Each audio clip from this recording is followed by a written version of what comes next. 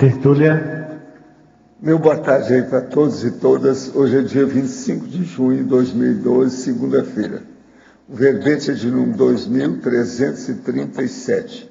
Ele tem 4 páginas, 45 elogios e 17 máximos. Eu destaco aí a divisão do detalhismo, tem 14 máximos.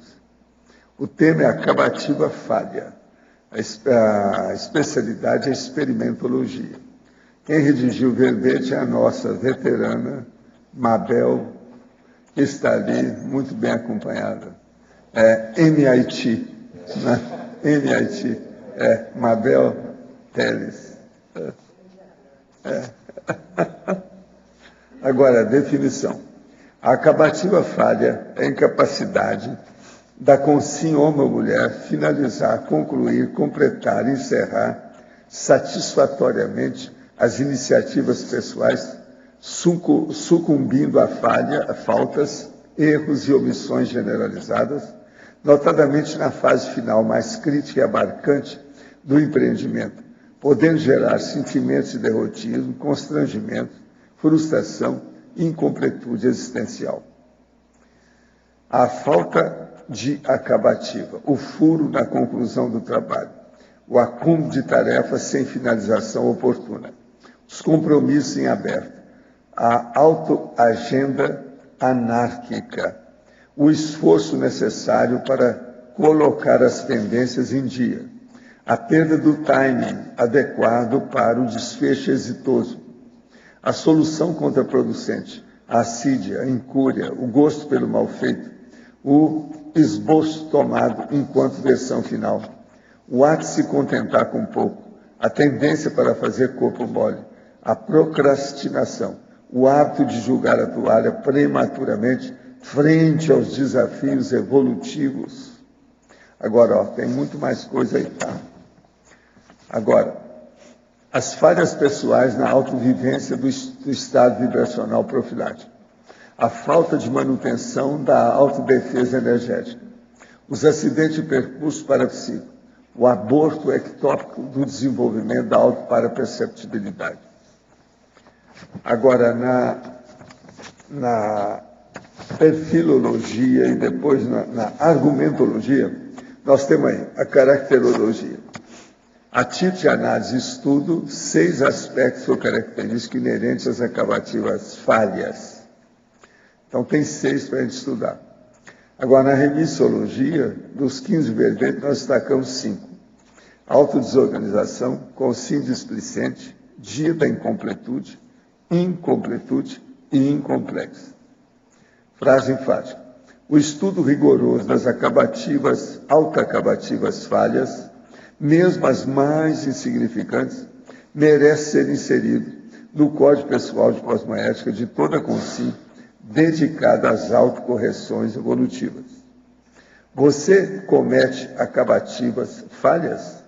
Em qual setor de atividade? Por qual razão? Agora, a mega análise aqui com João Paulo são 20 itens. Incompletude, desfecho, exaustividade, autodesorganização, finalização. Frustração, inconclusão, insatisfação, omissão, autocriteriologia. Cosmoeticologia, experimentologia, errologia, parapatologia, displicência.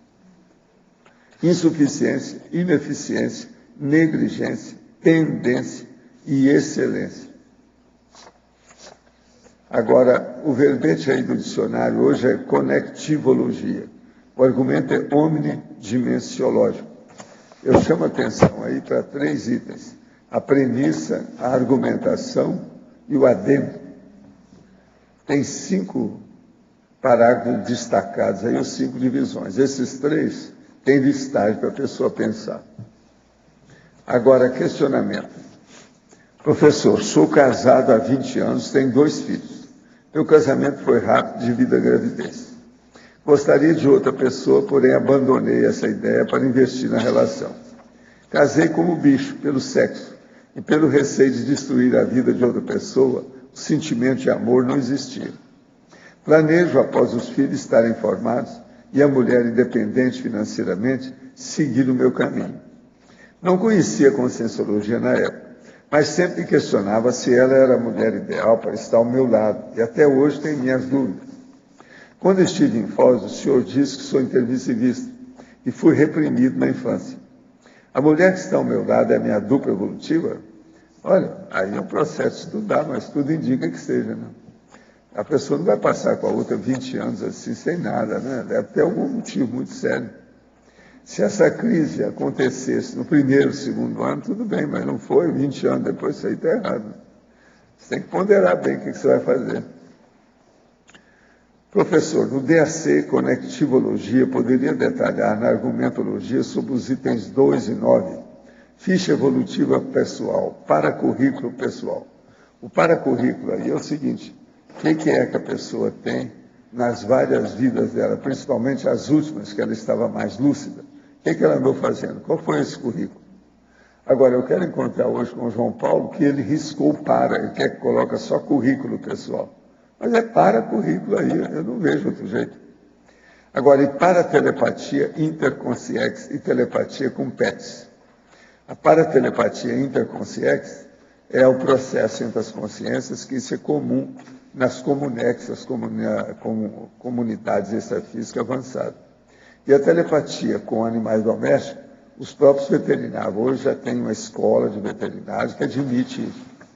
Então, o problema é a pessoa começar a mexer com a telepatia, com aquilo que você gosta, de quem você gosta, principalmente se tiver problema com os animais domésticos, para começar a aprender como é que é a telepatia entre as consciências. Valdo, só um ponto aqui, ó. Talvez ele tenha notado isso porque, seguindo o padrão das outras, todas estão intrafísicas. O da direita sempre é intrafísico. Sim, mas ficha evolutiva pessoal. É o extrafísico do lado esquerdo, pegaria tudo. Sei, mas veja, como é que fica? Então. Agora, eu estou fazendo a conectivologia, não dá para fazer a manifestação disso aí? Intrafísica das consciências. Se você seguir o padrão das outras... Olha aqui, vocês têm uma ficha evolutiva pessoal que é o paracurrículo. Não interessa. Não, tudo bem, é só em função do padrão que você seguiu. Você acha que é bom fazer? É que eu acho também, professor. Porque assim, ó, de um lado é mais multidimensional, e do lado direito está mais intrafísico. Tá certo. Então, mas agora, nós estamos fugindo da realidade fazendo isso. Eu vou fazer porque ele me esconde. E vocês estão falando, mas está fugindo da realidade. Agora, a verbetógrafa. Na Fatologia, página 1, segunda e quarta linhas. Poderia ampliar a alta agenda anárquica e a solução contraproducente? A alta agenda anárquica é justamente aquela falta de agenda, vamos dizer, bem assim, disciplinada, né? Então é aquela pessoa que tudo se encaixa, ela dá um jeitinho de encaixar mais um compromisso, outro compromisso, ela muda aquele anterior. Então ela não mantém uma padronização das atividades que ela mesma se prescreveu. E aí quando chega, se passam alguns dias e aquilo começa a acumular, a vida dela se torna anárquica, né? Porque ela tem uma série de atividades, não tem um acompanhamento mais restrito do que deveria fazer. E a probabilidade, então, dela deixar de fazer as coisas de uma maneira correta é alta, porque justamente faltou essa disciplina na organização das ocorrências da vida dela. Agora, a outra pergunta era a solução contraproducente. É aquela solução falha mesmo, foi a acabativa errada. Foi a solução que não foi evolutiva, foi a pior solução.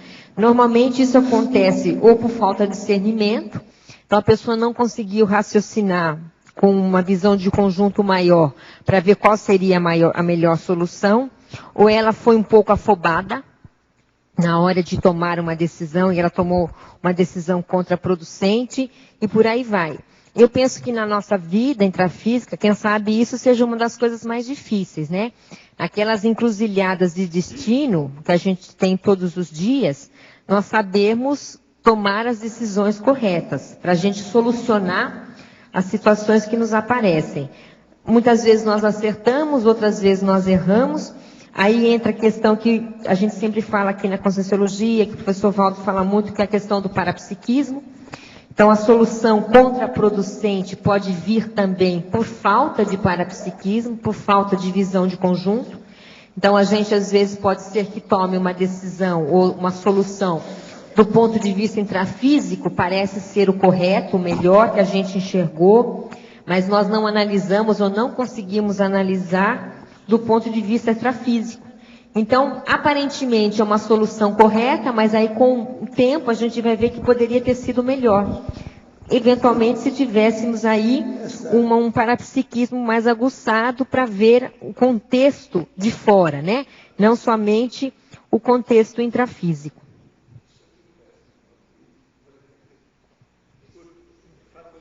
Página 2. Comentar a automotivação definhante e o acúmulo de acabativas falhas, indicando a necessidade de ressex. Olha, a motivação é uma coisa intraconsciencial, né? Nasce dentro da consciência. Mas ela, para poder ajudar nessa automotivação, o importante é que ela se colocasse desafios. Desafios que são importantes para ela. São desafios que para ela chamem atenção, que a ela lhe interesse. Não adianta também termos desafios que não nos interessam, que são heteroimpostos. A evolução, ela é autoimposta, ela não é heteroimposta. Ainda que, obviamente, o grupo nos ajude. Mas isso tem que nascer lá dentro. Então, a pessoa, ela tem que avaliar, dentro das circunstâncias de vida dela, o que me motiva, o que me interessa, quais são os meus gostos, quais são as minhas tendências. Então, isso é importante para que essa motivação nasça. Aí vem aquela história da Apex, do Lost, do senso de Proex, não é? De saber mais ou menos a linha proexológica que vai dar motivação para a pessoa trabalhar. Então, eu acho que essa motivação é isso, precisa trabalhar nessa questão de busca dos interesses pessoais. Aí tinha outra pergunta, que era o acúmulo de acabativas falhas, indicando a necessidade de ressexes. Isso é uma coisa que eu acho bastante válida a gente parar para pensar. O que acontece? O que a gente vê na média nossa? Não posso dizer que são todos, mas isso acontece muito. Existe um acúmulo de iniciativas, mas não necessariamente de acabativas. Então, normalmente as pessoas têm muita iniciativa, vamos fazer isso, vamos fazer aquilo outro, vamos começar um projeto novo, vamos abrir. Pois começar é muito mais fácil. Mas terminar não é fácil, e manter muito menos. Então, o que acontece? Quando a consciência ela vai fazer ali uma análise, um balanço existencial, como tem também na PEX, e ela verifica que ela abriu muitas portas, ela abriu muitas janelas, e ela não fechou, ou seja, ela não concluiu, vale a pena ela fazer aí uma revisão da própria vida. Então, terminar mal feito é mais fácil do que começar. É o suicídio. Também, terminar mal feito Exato. Terminar mal feito é muito fácil. É muito fácil. Agora, o negócio é terminar bem feito. Então, aí ela tem que fazer algum tipo de reciclagem, como o professor Valdo falou, o mais difícil é terminar bem feito. Então, que tipo de atributo aquela pessoa que tem tendência a fazer as coisas mal feitas precisa desenvolver? O que me falta? É um problema energético? É um problema de autossustentabilidade? É um problema de mental soma? Está faltando algum atributo mental somático para eu poder desenvolver as minhas acabativas? Então, isso é uma questão de se pensar para que no final da vida a gente não tenha uma surpresa também desagradável. Muito chato será passar vários anos da vida e no final você vê, olha, eu poderia ter terminado melhor isso, poderia ter feito aquilo outro, eu comecei e parei, né? Então, por exemplo, quais são, uma pergunta boa é, o que a gente começou, cada um pode se perguntar, parou e agora está um pouco frustrado. Quais foram as nossas iniciativas inacabadas, autofrustrantes? Isso é bom na hora de fazer esse balanço para poder ver qual é a reciclagem que será necessária a partir de agora. Já para o inversor, é interessante ele começar a pensar nas acabativas bem feitas desde o começo. A técnica da Invex, ela, até certo ponto, ela leva a isso. Então, a pessoa já elege de antemão os grandes empreendimentos da vida dela e ela vai até o fim. aí ela consegue ter, vamos dizer, uma vida mais linear, né, do ponto de vista de produtividade. Escuta, em Parafatologia, página 2, terceira linha, poderia explicar, por favor, o aborto ectópico, o desenvolvimento da autoparaperceptibilidade? Isso não é muito diferente das outras questões que eu falei. Então, a pessoa ela percebe que ela tem que trabalhar as parapercepções, ela tem que desenvolver o parapsiquismo, e ela então começa, ela fala, não, esse ano é o ano da paraperceptibilidade. E aí ela vai para não sei quantas dinâmicas, ela faz uma série de coisas, e aí quando você vê daqui a 3 meses, ela já na dinâmica não vai muito, porque afinal de contas está difícil, tem muita tarefa, aquela maratona de trabalhos energéticos também não se dá ao cabo, e aí vai. Então veja, isso é muito complexo, porque há um investimento dos amparadores, né? Então, eles estavam ali, a pessoa se decidiu, ela resolveu trabalhar as parapercepções, os amparadores eventualmente se achegaram a essa pessoa, e foi fogo fato. E ela aborta, e daqui a pouco ela vê que a prioridade, não, pensando bem, já é outra coisa. Então, de novo, é mais uma vez uma iniciativa frustrada, que não teve manutenção e não se levou a cabo. Tem que se levar nesse assunto, levar em consideração também os próprios autoassédios que isso pode acarretar, os heteroassédios desse próprio desenvolvimento. Há um item aqui que a gente tem que lembrar, que além das próprias falhas, nós temos os nossos autoassédios em relação às acabativas falhas, que podem eventualmente realmente provocar os heteroassédios. E aí a pessoa, ela se frustra em função de falta de acabativa. Então, isso tudo tem que ser levado em consideração aí, na hora de avaliar não só as parapercepções, mas o conjunto de ações dessa pessoa numa vida intrafísica. Professor, no livro de Mega Pensantes, Trivocabulários e Máximas da Conscienciologia, há a representação na capa desses livros da comunidade extrafísica ou intrafísica. Poderia comentar se esse arranjo concêntrico das edificações é similar às comunex elencadas nas tertúlias? Porque a dispersão concêntrica das edificações ajuda na manipulação das energias? Isso potencializaria os chakras da Terra, caso essa comunex fosse construída dessa maneira? Não, existe o processo da energia, da forma, e energia do processo que segue tudo. É o problema da pirâmide, o processo da clivagem dos materiais e outras coisas mais. Agora, a coisa mais séria que tem é o seguinte: o problema de uma auto-organização da consciência não estipula ou não exige que tudo seja idêntico ou seja similar. A coisa mais difícil que tem de você colocar a auto-organização e a autodisciplina é na variabilidade das manifestações. Então, a coisa mais avançada, e é isso que a gente vê na natureza, é que ela é ambígua, ela é assimétrica, ela é alterada. Ela não é sempre uniforme. A uniformidade, por exemplo, é a hora que entra a farda e o uniforme. Isso é um processo militar, é negativo, o belicismo. A gente deve tirar o processo de uniforme e farda quando isso exige o processo de estar dominando o povo. Então, veja, é um problema até de boa organização, de boa disciplina, mas a intenção não é boa. Então, nós temos que entender que o processo de construção, se você faz a convergência das energias da construção, aquilo ajuda. Mas isso não quer dizer também que seja o melhor. Depende, cada caso tem que ser estudado com calma para ver. Por quê? O cosmos é feito de ambiguidades. O seu rosto, por exemplo, tem 2 faces. A esquerda e a direita, elas não são iguais. Ninguém é. Se você não acha isso, olha na televisão agora. Vai lá para a televisão e veja. Você vai ver o que tem. A maioria do povo que aparece, até as moças mais bonitas que aparecem como locutoras, speakers, elas têm o rosto de um lado diferente do outro. Pode olhar. Tem, às vezes, aquela mais bonita que tem, ela puxa mais de um lado que do outro. Na hora que vai falar, a boca vai para cima, a outra vai para baixo. Isso aí pode olhar. Isso das moças mais bonitas que tem. Por exemplo, uma das moças mais bonitas que tem lá é aquela que tem olhos verdes. Ela chama Érica Reis. O rosto dela é assimétrico, totalmente assimétrico. A loura.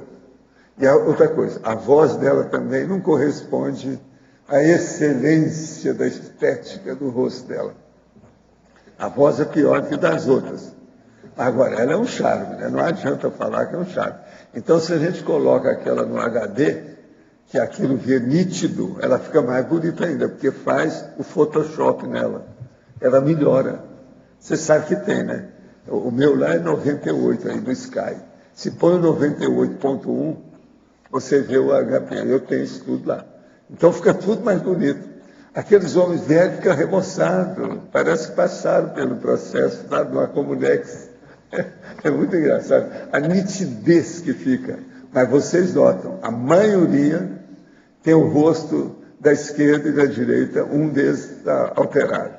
E outra coisa, quase sempre tem mais ruga. Ou o processo da ruga, da expressão, é mais saliente de um lado. Então, o estudo a gente tem que ver no processo da natureza e do cosmos. Sempre gostei de ler, mas de uns tempos para cá sou tomada por impaciência e sono inoportuno. Pode ser assédio? O que eu poderia fazer para voltar a gostar da leitura? Está na cara que deve ter alguma coisa, né? Se não tem heteroassédio, tem um negócio muito comum, que é o que vem antes, que chama autoassédio. Pode ser que seja, por que não? A verbetógrafa, na Sindromologia, página 3, terceira linha. Poderia aprofundar a síndrome da ectopia afetiva? Qual a relação dessa síndrome com a acabativa falha? Todo dia se pergunta sobre essa síndrome aqui. Ontem mesmo perguntaram, vocês viram? Isso é uma das síndromes que mais pergunta, é essa aí. Essa síndrome, para quem... Essa síndrome, para quem quiser se aprofundar, ela está bem explicada no Homo Sapiens Pacíficos. Muita gente, quem sabe, não tenha lido esse livro, esse tratado, então não conhece profundamente a síndrome, tá? Mas ali está bem explicada. O que é essa síndrome? É a síndrome dos amores errados, né? Então a pessoa ela vai ter manias ou ela vai ter tendências afetivas deslocadas. É claro que isso acaba com vários relacionamentos. Há muito relacionamento que começa certo, e aí a pessoa ela começa a ter algum tipo de dificuldade nesse tipo de síndrome, e ela acaba o relacionamento por um amor errado que ela assume. Não, eu, por exemplo, fazia uma síntese dessa síndrome para amigos meus. Se você gosta de mim, você sofre da síndrome. A síndrome dos amores errados. O povo começava a rir, mas entendia. Começava a entender. Pronto. Entendeu? É um jeito. É um jeito. Foi assim você gostar... Isso foi antes de fazer o Homo Sapiens Pacífico. A síndrome mostra o quê? É uma afetividade deslocada, ela é ectópica, ela é antievolutiva, entende? Agora, é legal pensar em acabativas falhas, é interessante a gente pensar dentro dos relacionamentos. Há muita interprisão grupo kármica porque houve acabativa falha no relacionamento interpessoal. Então, por exemplo... O processo do casal incompleto é uma das coisas mais sérias para a gente estudar isso aí.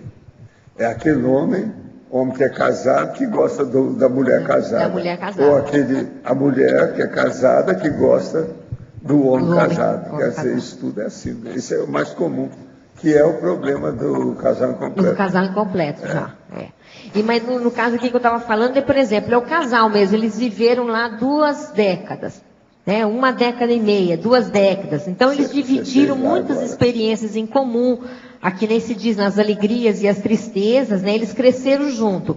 Aí, de repente, por algum motivo, eles se separam. E a separação, ela é feita de uma maneira traumática.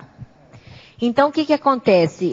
É uma acabativa falha, porque vem a pergunta, por que vivenciar tanta coisa boa, às vezes, com uma determinada pessoa, e depois você fecha ou encerra aquele relacionamento de uma maneira traumática, o que seria uma acabativa falha, e ainda deixa uma pendência. Então, aquele relacionamento que eventualmente era até para fazer ajustes de interprisões, pode gerar novas interprisões, em função de uma acabativa, né? Uma acabativa deslocada. Então, é importante a gente pensar nessas acabativas também no lado afetivo, tá? Nas inter-relações que a gente tenha com os nossos colegas ou com os nossos parceiros e parceiras. E ver se vale a pena. Eu queria perguntar uma coisa. Para o professor Valdo e para a Mabel também. Que tudo no cosmos é ambíguo. Por outro lado, a evolução da gente, pelo menos, é a ortopensinidade, a taquirritmia, tudo correto, sem ambiguidade. Mas é aquilo que eu falo para você, a matemática não domina o cosmos. Não, eu não estou dizendo isso, eu só quero saber se o cosmos tem acabativa falha. A desambiguidade é matemática. A gente pode dizer, então, que o cosmos tem acabativa falha. Na verdade, a evolução é aberta, né, Rosa? Ela não, a princípio, nem acabativa tem. Vamos pensar por esse princípio, se pensar grande como você está pensando agora, a gente tira a acabativa, porque depois de consciência livre, a gente você vai acabar com a matemática, é aquilo que eu faço. Aí já fomos para, chuta para frente. Pois agora, mas é isso. Tem uma coisa pior ainda, viu, Rosa? Vamos só entender, Mabel. Existe a matemática pessoal. Você acha que a matemática pessoal, ela é igual? Cada um tem a sua. Não, o senhor já falou então, por que exemplo, pessoal é 2 mais 2 para mim pode ser diferente do 2 mais 2 para você. Aí é que é o X. Tudo é o problema do approach, da abordagem, o modo de pensar, a intenção. E outra coisa séria, o momento evolutivo, porque o momento evolutivo mostra o nível da pessoa. O nível de quê? De autolucidez. Então, a matemática muda. O senhor já falou uma vez que a lógica pessoal... Não, já falei 10 vezes. É eufemismo para burrice. Eu já falei 10 vezes isso. É eufemismo para burrice, eu sei. Mas eu queria entender assim, porque para mim tem... a vocação, então, do cosmos é a não ambiguidade. Esse negócio de gosto é muito engraçado. Não teve aquela pessoa que falou que esse negócio de fazer todos os vasos em amarelo é uma coisa boba? Falou. Falaram para a nossa amiga, a Marlene. Entende? Agora, é muito importante, o povo não raciocina nisso. Por que o amarelo é importante? Eu estou fazendo estudo de caso pensado. Por que eu pedi para colocar aqui esse prédio aqui amarelo? Gente, nós estamos trabalhando com coisas muito austeras, tudo áspero. Nós estamos no verdadeiro carrascal o tempo todo, a gente desancando com alguma coisa e com uma austeridade, uma seriedade, um processo terrível. Agora, o amarelo, ele é louçã. Quer dizer, ele é loução. Vê se me entende. Loução quer dizer, ele é jovem, ele mostra energia, disponibilidade, juventude, mocidade. É loução. Entende? Então, isso quebra. Então, por exemplo, eu coloco lá, do jeito que a turma está fazendo, a gente coloca aquele busto o Ponte de Miranda assim. E ele, a base dele é amarela. Isso quebra aquela austeridade, já dá um tom, pelo menos, de um pouco de simpatia para o processo. Entende? E assim são todos. Vocês olham o primeiro, quando vocês saem aqui à esquerda, e vê lá o nosso amigo Rousseau, que está assim enorme. Está olhando lá para frente. Está muito bem feita a expressão dele. Mas veja, é um negócio, faz pensar naquilo. Ele está como se estivesse assim, enfrentando o mundo. Então é bom pôr um amarelo para suavizar a situação. O povo não entende isso. Entendeu? Professor Valdo, só para eu ver se eu estou no caminho. Essa coisa, então, de dizer que tudo no cosmos é ambíguo, isso é devido ao primarismo da consciência, do princípio consciencial. Não, eu não acho que seja. Não.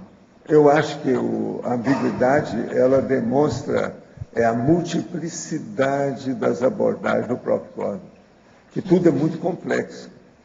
Entende? Então tem que ser mesmo ambíguo. Falar numa coisa e padronizar aquilo bonitinho, isso é aquele negócio. A unanimidade é burra. Entendeu? Então, por exemplo, você fazer o povo tudo uniforme, igual um batalhão de soldados, é uma coisa burra. Ali ninguém raciocina. Quem manda é quem está mandando o regimento. Então, mas é isso que eu não entendo. É um processo de ignorância crassa. Mas então é isso que eu não entendo. Então, quando você fala que a evolução, cada vez você ficar mais claro, menos ambíguo, mais vai ficar parecido uns com os individualmente. outros. Parecido, assemelhado. Mas Não quer dizer sempre vai ter não ambiguidade. existe identidade nesse sentido. Então, aí muda. Por isso que eu falo, a matemática, ó, o povo está tudo analisando isso errado através de milênios já. Mas esse conceito é um conceito matemático, a convergência Agora, que não a chega gente a ser... louva e bate palma por meus amigos e tal. Entende? Mas não é bem assim. Pode falar agora. Mabel, a fatologia é a 8ª linha de baixo para cima. Depois segue, né? As variáveis desconsideradas no arremate da ação. Se puder dar alguns exemplos. Vamos pegar, por exemplo, no texto. A pessoa está redigindo um texto. Que variáveis ela pode olhar na hora que ela remata o texto dela? Então, por exemplo, ela vai procurar cacófato, ela vai procurar viúva, ela vai procurar palavras repetidas, ela vai procurar inconsistências de apresentação da ideia. Enfim, cada ação, ela tem as suas variáveis de acabativa, que cabe a nós olharmos e buscarmos isso, entende? Para cada... Por exemplo, numa aula, que variável é importante? O que é importante numa aula? A pessoa está dando uma aula. Qual que é uma variável imprescindível na aula para o professor? Qual seria? Você está dando uma aula, você está na faculdade, você está aqui e você está falando. Tem uma variável que tem professor que não presta atenção, mas é que ela é importantíssima. Do assunto, né? Independente do assunto, tem uma coisa que é assim, estão entendendo? Vocês estão entendendo? Tem feedback? Tem professor, por exemplo, que entra na sala de aula e ele começa a falar, blá, blá, blá, blá. Ele é ótimo como professor. Só que tem uma variável que ele não se deu conta, que é, vocês estão me entendendo? Eu estou me fazendo entender? Vocês estão acompanhando o raciocínio? Então, veja, isso é uma variável que pode destruir a aula inteira. Exato. Ele não interage, né? Ele não tem aquele feedback, ele não busca o feedback. Então, por exemplo, isso é uma variável na interlocução que ela é super importante. E nem todo mundo está, nem todo professor está atento a isso. Então, eu vejo que essas variáveis, elas dependem das ações, né? Das ações que a gente está buscando. Tem um verbete da professora Cristina que eu acho que é assistência falha. Então, quando eu estava lendo essa acabativa, eu fui buscar esse verbete. E ela fala alguma coisa assim, qual que seria uma assistência falha? Que já é uma variável fundamental. O assistido que é assistência? E que tipo de assistência o assistido precisa? É aquilo que eu quero fazer ou é aquilo que ele precisa? Essa é uma outra variável também fundamental. Senão o trabalho inteiro vai para o buraco, né? Enfim, então eu vejo, Arlindo, que essas variáveis dependem da situação. Cada situação vai exigir uma tecnicidade, né? Porque no fundo, gente, para a gente fugir das acabativas falhas, eu penso que a gente tem que se tornar mais técnico naquilo que a gente faz, né? Quanto mais técnicos formos, melhor será. Por exemplo, a gente fez ali a revisão do professor Valdo lá do dicionário, né, do DAC. Então, ele pegou e fez umas 10 páginas explicando todas as técnicas que ele usou dentro do dicionário. Então, a probabilidade de erro é menor, porque existe ali uma autoconsciência técnica do uso da técnica. Então, é tudo costurado, é tudo pensado de antemão. Isso ajuda ao próprio autor, isso ajuda ao revisor, e aí mostra que quanto mais tecnicidade, melhor nas nossas ações, né? Porque eu acho que menos a gente vai errar. Tá, ok. Agora, na fatologia, a 4ª e 5ª linha de cima para baixo, o esboço tomado enquanto versão final. Quando que acontece isso? Eu acho que isso acontece em várias situações, né? Mas normalmente, ou ela é fruto da inexperiência da pessoa, ou ela é fruto mesmo, vamos dizer, de um desleixo. Mas eu vejo que no maior dos casos é fruto da inexperiência da pessoa. Então, por exemplo, vou voltar numa área que a gente vê mais, que eu tenho um pouco mais de experiência, que é onde eu posso falar. Então, a pessoa ela escreve um texto. E ela escreveu aquele texto E na cabeça dela, aquilo está pronto. E ela entrega o texto para avaliação, seja lá o que for. E ela não se deu conta que o texto dela ainda é uma compilação de várias ideias que ela teve, mas que não estão acabadas. As ideias faltam ser acabadas. É preciso, por exemplo, agrupar todas as ideias afins, para não ficar uma ideia aqui, depois volta lá, depois volta na 5ª página, então você tem que reagrupar. Tem que ver se tem coerência na apresentação da ideia, começo, meio e fim, e por aí vai. No entanto, às vezes, se a pessoa está mais afobada ou se ela é inexperiente, o fato dela ter escrito na cabeça dela, acabou. Não, eu já escrevi, já está pronto, olha, tudo que eu tinha para escrever eu já escrevi. Mas faltou agora o burilamento do produto final. E aí é isso que eu pensei no esboço tomado enquanto versão final. Então a pessoa, a gente acha que está pronto, mas vem um técnico ler e fala, não, começou agora. Entende? Além de outras coisas, a coesão também entra, né? Entra tudo, né? Entra tudo. São vários detalhes. E eu acho assim, em termos de texto, que é o exemplo que eu estou dando, assim, quanto mais a gente mexe, mais a gente vê um detalhe novo que nós não temos autoconsciência de usá-lo. E isso, né? A pessoa pensa também que está pronto. A pessoa pensa que está pronto. Eu penso assim, que se eu já tivesse desenvolvido mais isso e outras pessoas também, a gente teria uma produção mais rápida. Muita coisa nossa, quem sabe, fique parada, é justamente na revisão. E para na revisão porque a gente falhou na acabativa. Em algum momento nós falhamos. Tudo bem que tem sempre, nem sempre todos os revisores estão 100% certos, a gente tem que dar desconto, está tudo certo. Mas na maioria das vezes é porque nós realmente não vimos. Faltou tecnicidade no burilamento do nosso texto. E aí trava. E aí trava e vai e volta, e vai e volta, e vai. E o pessoal fala, volta cheio de vermelhinho, volta, né? E assim vamos. Por quê? Porque nos faltou acabativa textual nesse caso. Tá, ok, obrigado. Hein? Professor Valdo, aqui. Tem um assunto que o senhor sempre comenta e eu tenho uma dúvida, inclusive perguntei para algumas pessoas, o pessoal não soube me responder. Eu vi que é uma dúvida de muita gente, mas ninguém acaba perguntando. É sobre a triscagem, que está na última página do verbete do dicionário, o senhor cita lá.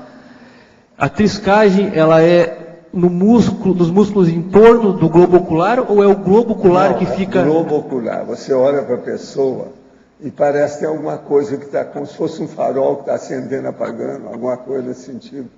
Mas ele fica, quando ele fica mexendo rápido... Assim, trisca, é isso que o povo chama. Isso aí é expressão popular.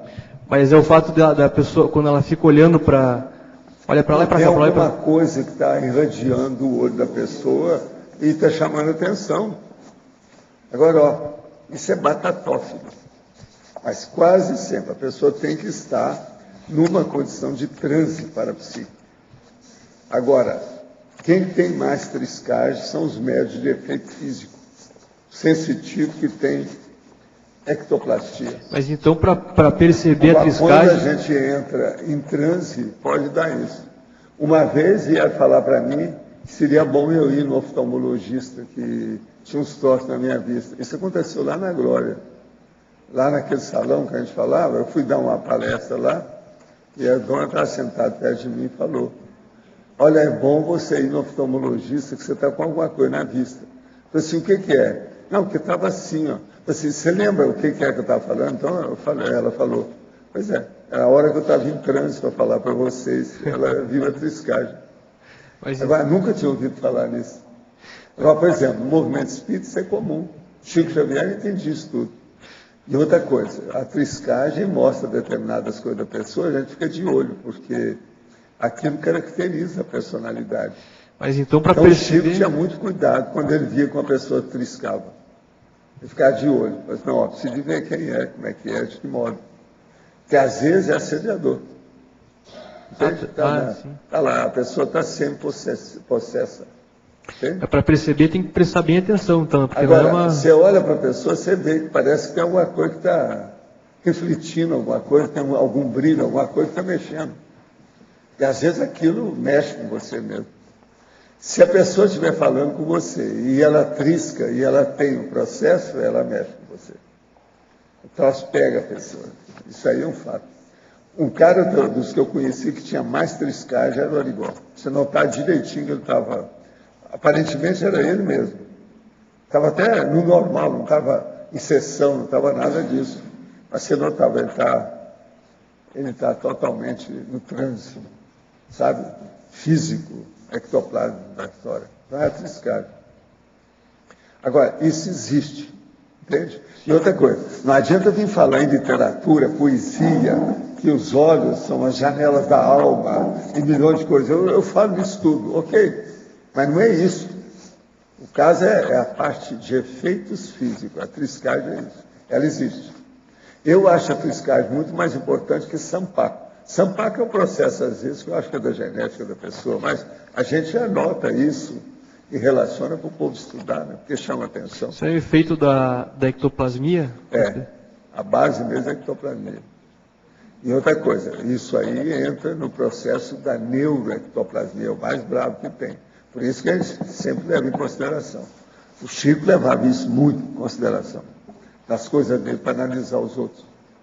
Às vezes ele nem falava, ele só via ficar quieto. Não, fulano, trisca, cuidado com ele. Veja bem, se o cara está com má intenção e ele trisca, um pé na frente e dois atrás.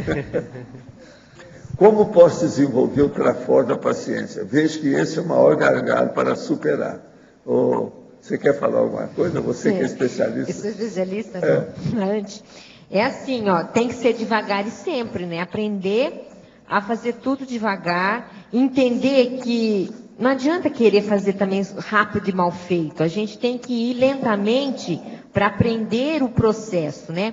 Eu acho que uma das coisas mais sérias é a gente entender os valores que as pessoas dão. Alguns dão muito valor ao final da história e outros dão valor também ao processo dos acontecimentos. Então, essa troca que acontece no processo, de tudo na vida, é que a gente tem que aprender a valorizar, porque aí a paciência vem naturalmente. Um problema é interno, na verdade, ele não é um problema externo. E eu acho que é um problema realmente de valorização de aprendizado. Eu acho que se a pessoa valorizar mais o aprendizado em si e não o feito completo, em tudo na vida, ela vai ter mais paciência. Ela vai ter mais paciência com ela vai ter mais paciência com os outros, porque aquilo é um processo de interação. A verbetógrafa, na Fatologia, página 1, 12ª linha.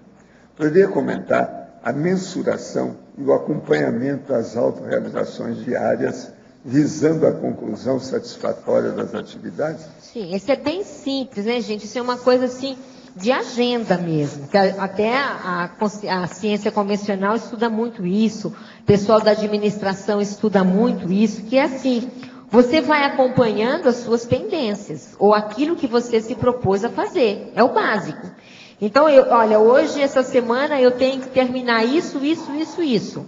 E a pessoa, ela vai se virar do avesso, se preciso for, para dar cabo daquela situação. Porque se não acontecer isso nessa semana, e ela já tem coisas para a semana que vem, ela vai começar a semana deficitária. Ela já está devendo.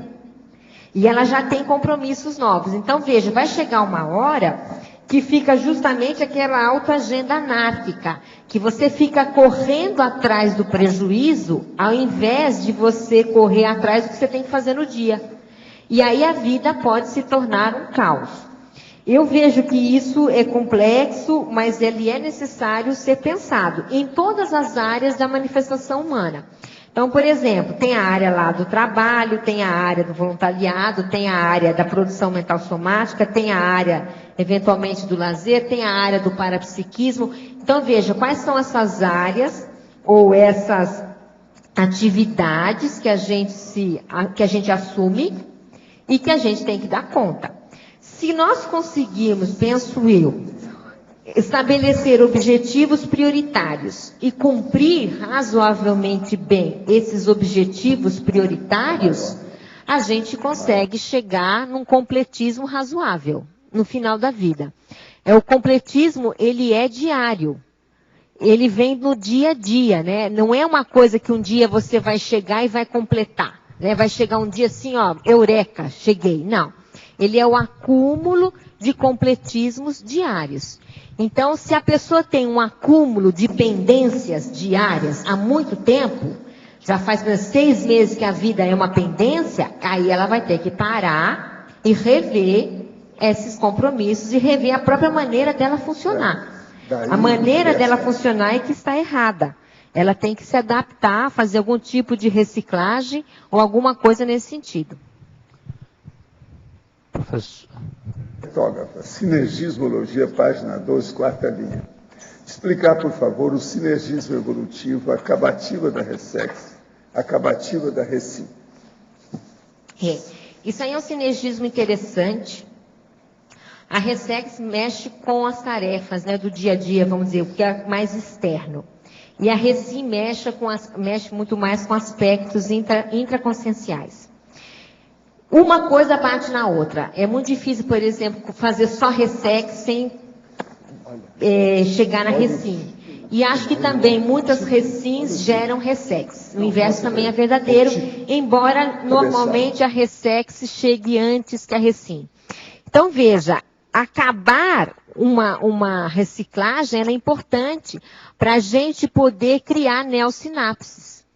Se a coisa ficou meio tumultuada no meio da confusão e você acha que já resolveu o problema, pode ser que aquilo não fique sólido e o problema retorne daqui a um tempo. Então, essa acabativa é justamente aquela fase de manutenção, a manutenção da reciclagem. Quanto que eu consegui manter esse padrão novo, tanto extraconsciencial quanto intraconsciencial. E eu penso que essa acabativa, ela não é rápida em muitas situações. Bom, principalmente na Recim não é nada rápida. A Ressex pode até ser, por exemplo, tem lá a professora Kátia, né? Ela mexe muito com bagulhismo. Então você vai lá, a pessoa vai lá, limpa a casa. Até certo ponto, se você limpou tudo, naquele momento você acabou, né? Mas a Recim não é assim. A Recim, ela exige de você um pouco mais de manutenção. E a gente vê que muitas pessoas se frustram porque elas acham que a Recim foi assim, ó, já resolvi, ó, já entendi. E aí passa 2, 3 meses, ela volta e ela tem uma recaída. Não é que ela teve uma recaída apenas, é porque a Recim ainda não se solidificou. Ela precisa de mais tempo. Então, essas acabativas, elas exigem aquilo que se perguntou agora há pouco, paciência. É preciso paciência, né? É preciso manutenção para que se consiga realmente uma acabativa satisfatória nas nossas autoconquistas. Linha. Comentar a técnica de saber parar no momento certo. A técnica de mais um ano, só um pouquinho.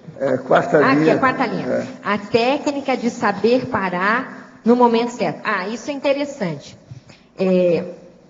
Há casos, há pessoas, há situações, há contextos, né, em que se abre uma tarefa e aí a pessoa vai e ela não larga o osso mais. E ela fica pegada naquela tarefa, naquela posição, naquele papel, naquele contexto, naquele status, naquela, até certo ponto, zona de conforto. E ela não consegue passar o trabalho, ela não consegue abrir mão dos compromissos. E aí o que acontece? A evolução continua, a vida continua e outras coisas vão chegando por trás para ela também. E ela vai se acumulando porque ela não abriu a mão do que ela já tinha que abrir, mas as outras incumbências estão chegando porque a vida não para, e aí vira um caos. Então veja, saber parar no momento certo, e muitas vezes, é saber abrir mão. Então ela abre mão daquela condição, daquela postura, daquele papel, daquela atividade, não por omissão deficitária, mas é porque realmente o ciclo acabou. Outras pessoas chegaram, por exemplo, para o trabalho. Há uma necessidade de crescimento do grupo. E quando há uma necessidade de crescimento do grupo, provavelmente vai haver uma descentralização de poder. Então o poder vai estar na mão de mais gente, modo de dizer, né, nesse poder, eu estou dizendo positivo. São mais pessoas com mais responsabilidade em determinadas tarefas, então ela tem que abrir mão. Isso é um caso, tá? Que a gente pode pensar. O outro caso é a pessoa, voltando de novo para o nosso caso de livro. A pessoa, ela já terminou o livro dela, está mais ou menos bom, mas ela fala assim, não, mas eu tive uma ideia essa noite, fora de série. E eu, então, com essa ideia nova, eu estou pensando em abrir uma nova sessão do livro. Eu estou falando isso, gente, porque eu já vi. Aí ela abre uma nova sessão do livro, que tem mais 5 capítulos. E ela vai, trabalha, fica bom. Aí, de repente, quando já está mais ou menos bom, ela fala, não, mas agora eu estava pensando. Então, veja, ela tem dificuldade de botar um ponto final. É interessante isso. É um processo pensênico, entende? De abrir janelas e não fechar nenhuma. E aí a pessoa se frustra, porque ela não conclui. E aquilo eu penso que é um problema, assim, de circumpensene, né? Ou então, quem sabe essa pessoa tenha medo de acabativa. Ela tem medo da responsabilidade do produto final. Eu não sei. Eu acho que cada caso é um caso. Mas eu conheço situações assim, que só abrem janelas e não fecha nenhuma. No verbete do BAC, na caracterologia, página 16, qual seria a causa consciencial da triscagem oftalmológica? Isso já tinha vindo antes de eu responder o caso, sabe? Foi ver, porque estava aqui, estava na ordem da situação. Agora, o caso todo aqui é o seguinte, como eu disse antes, o problema todo é a para-ectoplastia da pessoa. A ectoplastia dela mexe com ectoplasma e tem facilidade disso. Então, na hora que ela entra em transe, quando o processo é neurológico, quer dizer que mexe, por exemplo, em um transe, que mexe com o processo intelectual, ou o efeito físico direto, a triscagem aparece.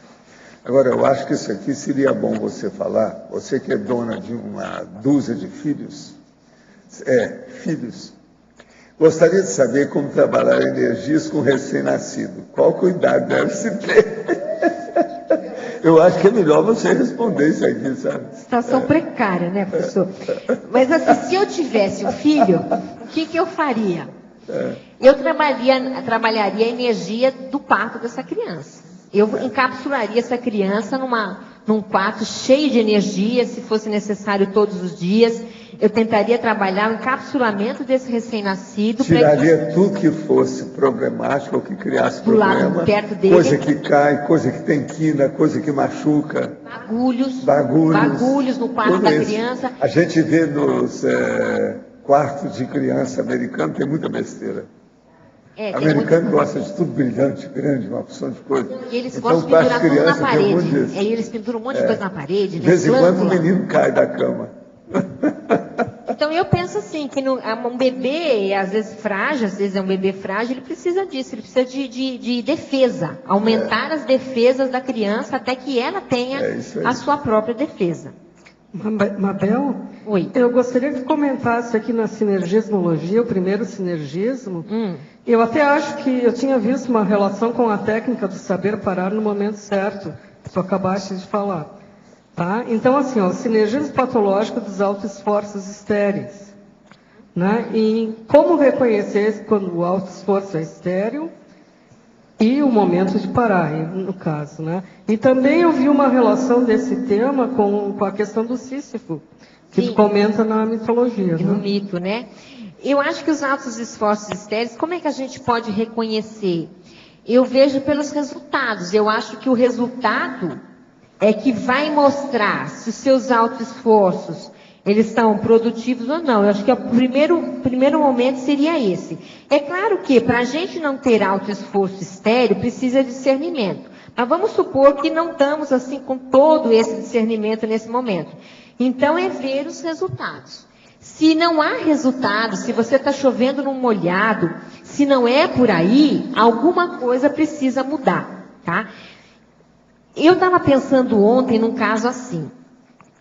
A pessoa ela abre uma tarefa nova na vida dela e ela coloca certos princípios. Não, o princípio dessa tarefa vai ser essa, eu vou seguir por aqui, por ali.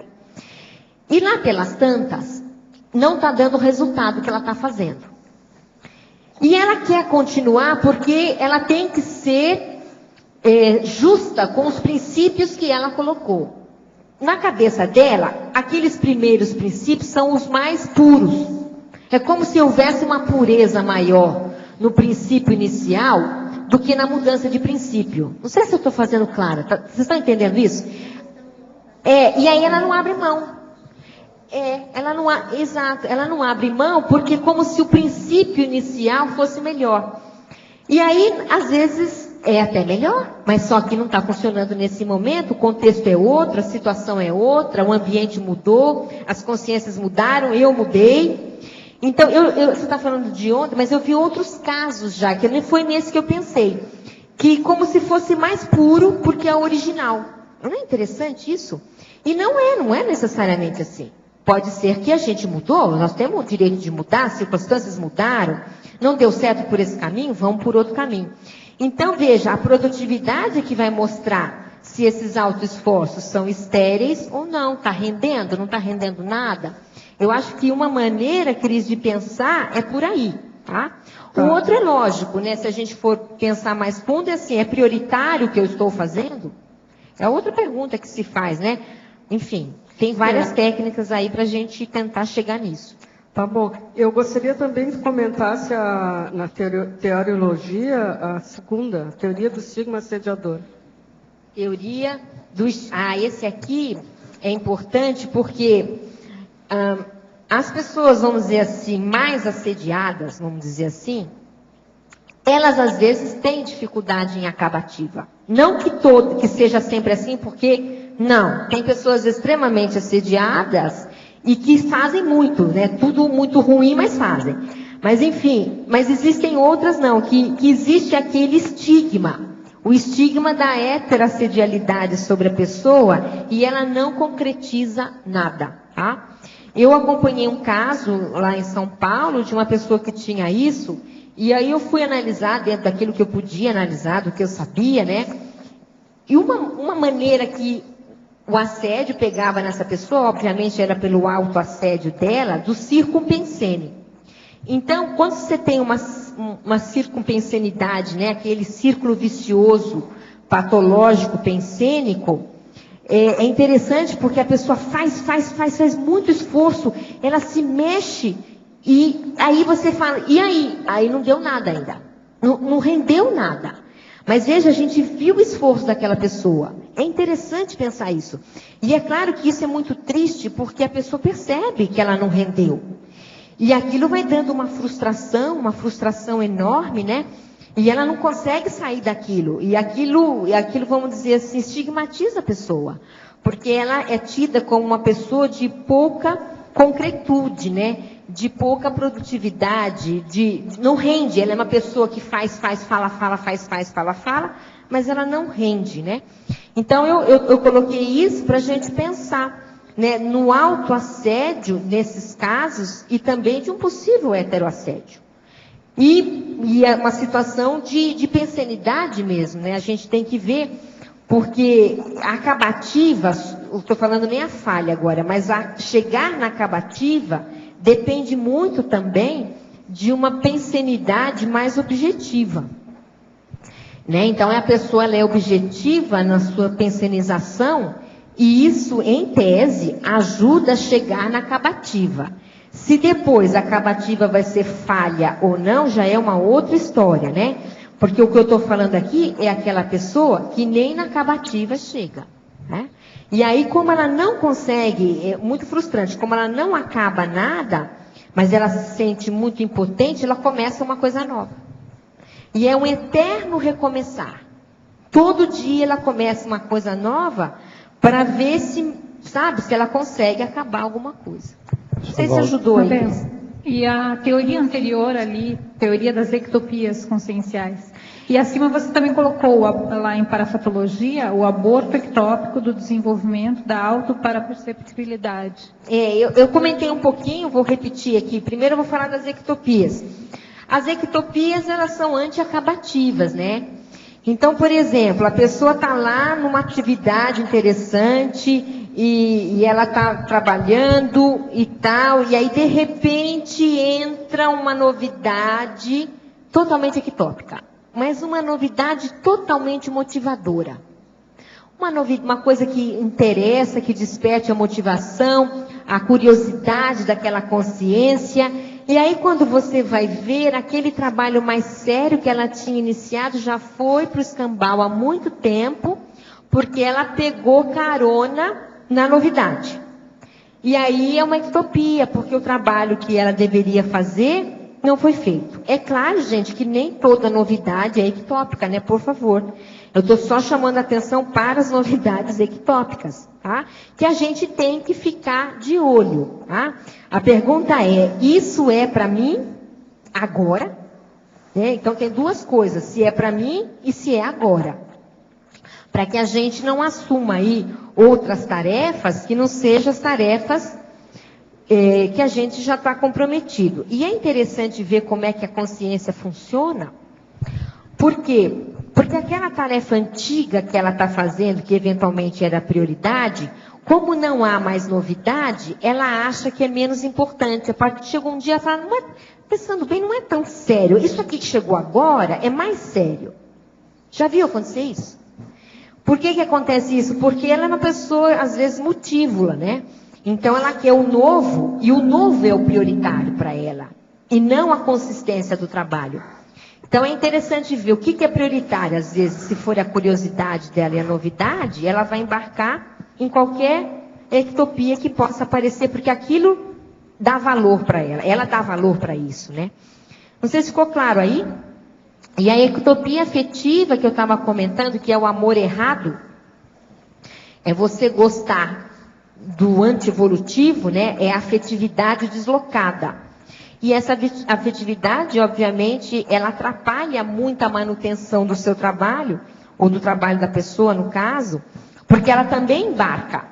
Ela embarca para uma via marginal, do ponto de vista psicossomático, e aí quando você vê, às vezes ela até acaba um relacionamento sério, um relacionamento afetivo sério, alguma coisa que era mais produtiva, porque ela entrou nessa onda aí da ectopia afetiva. E aí dá uma acabativa falha. Professor Valdo, no verbete do dicionário, conectivologia, a gente poderia dizer que é acima do contexto parapsíquico? Você envolve também o parapsiquismo? Porque nós comentamos o que seria mais importante nessa vida intrafísica, né? A princípio, é o processo de desenvolvimento parapsíquico para poder assistir mais, para poder ter a interassistencialidade mais clara, mais direta.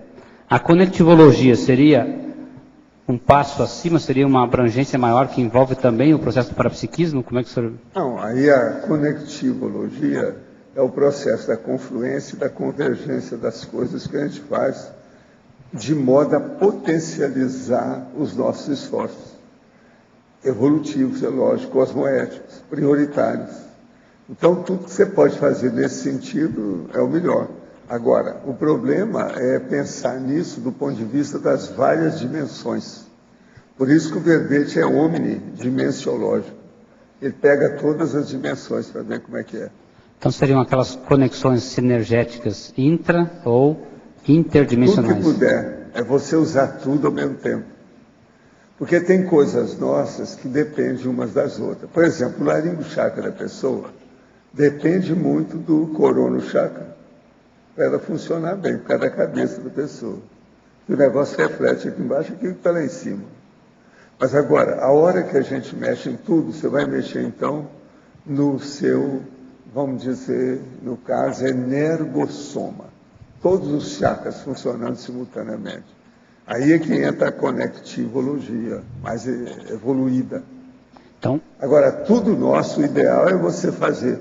É aquilo que a gente chama de matar mosquito com bomba atômica. Coloca tudo num processo para fazer convergência.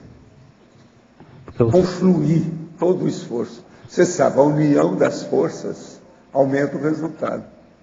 Então, o processo sinergético dessas conexões, focando na ProEx, focando na programação existencial. A intenção aqui que a gente mostra é isso. Eu fiz, por exemplo, aqui no cargo, 3 enumerações, 3 listagens para a pessoa pensar. E todo o argumento é baseado nisso. E nós estamos fazendo uma coisa bem prática. Por exemplo, essa argumentação é muito prático aqui para a gente ver as conexões de uma coisa com outra. Daqui e de lá, das coisas que nós temos. Então, se nós relacionarmos todas as coisas que nós fizemos, até para evitar que haja falta de acabativa, a gente pode tirar o máximo de sinergismo disso quando otimiza essas conexões. Mais ou menos isso. É isso aí que é a situação. Professor Valdo, continuando ali na argumentação, o item 3 e 4, para camp, depois o camp das ICs, para Cognópolis e depois a Cognópolis. Você podia aprofundar? Porque o interlúdio ele veio depois aqui da instalação da Cognópolis. Como é que se dá essa relação? Não, porque aqui a gente está mostrando o problema nosso do ponto de vista intrafísico. Foi aquilo que eles não estão querendo que eu coloque aí para currículo, só deixo currículo. Para mostrar o processo mais humano, mais dessa dimensão, como eu chamo, respiratória. Agora, é lógico que aqui, para a Cognópolis, a Cognópolis. Aí eu tenho que mostrar uma coisa e outra. Não tem outra saída. Agora, o paraambulatório, os laboratórios de consciência hológica, também, o problema aí é esse. A parapsicosfera e o megacentro cultural holoteca. Agora, a intenção, eu acho que é possível a pessoa entender o que nós estamos falando aqui. Agora, a coisa das mais sérias que eu tinha falado antes, é a paratelepatia interconsciex e a telepatia com pets, quer dizer, com os animais domésticos. Isso aí... Então não quer dizer que o fato perfeito, em matéria de encaminhamento evolutivo. A instalação de um campus, de uma IC, não necessariamente tenha antes um paracampus em funcionamento. Não, porque às vezes pode ser uma coisa nova. E eu penso que com o passar do tempo, a Conscienciologia vai fazer muita coisa nova. Entende? Que não tem. Mas a ideia é fazer uma coisa boa das Comunex avançadas. Não, mas então, isso que eu estava falando. A ideia em si, pode ser que não tenha uma Comunex com a Comunim direto, mas a ideia do campus já antigo e extrafísico. Se você vai procurar na parapsicoteca ou nas centrais extrafísicas da verdade, todas essas realidades já existem. Porque isso vem de outros planetas. Esses outros planetas já passaram por essa fase nossa, mas estão mais evoluídos. Então, tem de tudo. Agora, eles são mais evoluídos. Dentro dessa listagem, a número 1, você coloca centrais extrafísicas e a correspondência às instituições conscienciocêntricas. Você pode aprofundar essa relação? Como é que é isso? Pois é, as instituições conscienciocêntricas, elas começam a ter esses departamentos. Por exemplo, aqui, o CAEC com os laboratórios, é isso. Ali já tem certos laboratórios desses que são as centrais da verdade. Centrais intrafísicas da verdade. Pensa bem, olha a conexão. O problema nosso que a gente tem que colocar é o seguinte: tudo que nós estamos fazendo aqui é reflexo dos processos extrafísicos. Sempre, de preferência, comunex mais avançadas. Nós não queremos refletir a baratosfera, porque isso não precisa. A Terra já é uma reflexão. Entende? Então, o problema é refletir, fazer o reflexo, espelhar as comunex mais avançadas. Mas, por exemplo, a gente poderia raciocinar... Você uma vez falou que não são só essas 3 básicas centrais, né? Você teria tem mais coisas. Centrais até de acordo com as especialidades. Vocês vão sabendo com calma. Então, no caso, as ICs, a central que ela estaria mais conectada seria correspondente à especialidade dela. Seria mais ou menos nessa linha. Mais ou menos, mas não é isso. Por exemplo, uma comunex que deve ficar muito forte deve ser essa lá da interlúdio. Ela deve ter essas centrais e mais alguma coisa. Mas eu não sei até agora se tem. E as ICs estariam ligadas lá? Eu não sei, porque o que interessa aí no caso, que estão trabalhando mais, e é uma coisa lógica, é com quem vai ressomar. São os pré-ressomantes. Então isso aí é importantíssimo. A gente pensar nessa situação, né? Professor Valdo, então a conectivologia seria além do ver ou do perceber, seria o fazer, de certa forma, com otimização. Fazer da melhor maneira possível, percebendo todo esse contexto multidimensional. Quanto mais a gente perceber, melhor, né? É o jeito. Então... Abel, aqui no ar... Voltando aqui rapidinho na página 2, né, na técnica do saber parar no momento certo, qual que é a relação, ou se existe essa relação, entre essa técnica, o saber abrir mão, com a síndrome da ectopia? E não acabar, porque uma coisa é você saber a hora de parar, abrir mão. E a outra é a síndrome da ectopia, que também separou no meio.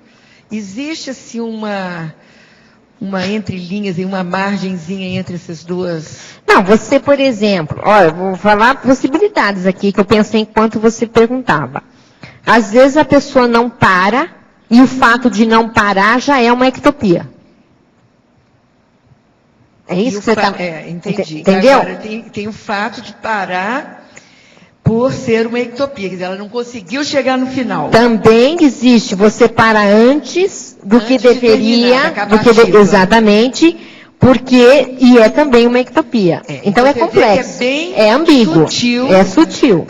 Saber parar e por isso que parar por falha. Por isso que a gente tentou colocar assim no momento certo, né, para tentar qualificar, porque realmente é difícil, né? O saber parar, você pode parar antes, seria uma omissão deficitária, você pode parar no momento certo, você pode parar depois, que também seria uma omissão, um erro. Porque saber parar no momento certo, esse é o ideal. Esse é o ideal. Que aí você abre mão e você joga a bola para frente. Exato. E nesse olhar, né? Mas você pode ter alguma tarefa individual que não envolva outras pessoas e que a gente também tem que saber parar no momento certo. Que são coisas pessoais, que não tem nem outras pessoas envolvidas. Né? E que a gente também, por exemplo, você tem lá, vou inventar aqui um hobby, ou você tem uma tendência qualquer e você tem que parar com aquilo porque aquilo não é prioritário. Também precisa. Aí é uma acabativa correta. Né? A acabativa falha seria não parar o que é necessário parar, estou dizendo agora do ponto de vista pessoal. Tá? Das reciclagens intraconscienciais. Que é bem sutil? Não, é totalmente sutil. Né? É totalmente sutil isso, porque depende muito do discernimento. Eu não sei se você estava aqui no começo da tertúlia, mas a gente estava comentando que isso depende de discernimento, depende de parapsiquismo, porque também saber o momento de parar é do ponto de vista intrafísico ou extrafísico.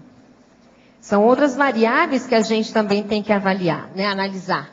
Então não é uma coisa fácil, concordo que não é uma coisa fácil.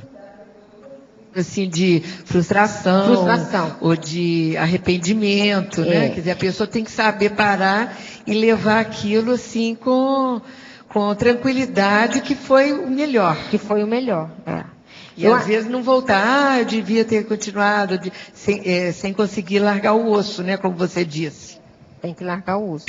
Professor Valdo, a Rosa, aqui no verbete do dicionário, só coloca esses 7 temas interativos que eles...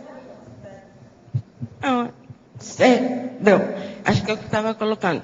Só coloca na premissa os 7 temas interativos que, na verdade, como eu estou entendendo, o senhor pode até me explicar se eu não estiver entendendo certo, seriam ferramentas evolutivas patrocinadoras dessa conectividade, né?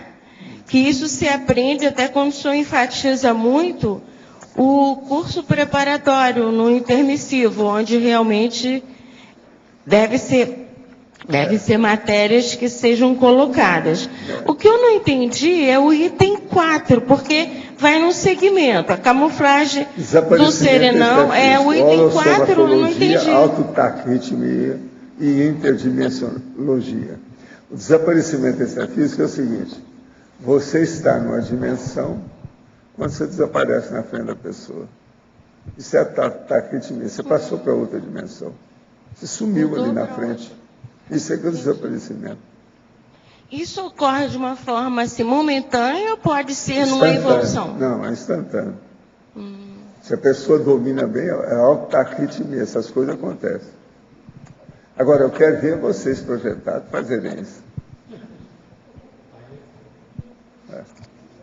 Estamos esperando. Primeiro tem que projetar, ainda tem isso. Né? Agora, estudo é que é. Então, a autotaquitmologia, ela está dentro da interdimensiologia. Uma coisa funciona com a outra. Agora, isso, quanto mais evoluída a consciência, mais ela faz isso. Ela desaparece aqui, aparece lá. É tudo assim, instantâneo. Isso é que é mesmo a consciência. Por isso que existe o fantasma, essas coisas todas, que aparece, desaparece, essa coisa toda. Tem um monte de coisa nisso. Lá no fundo tem sua razão.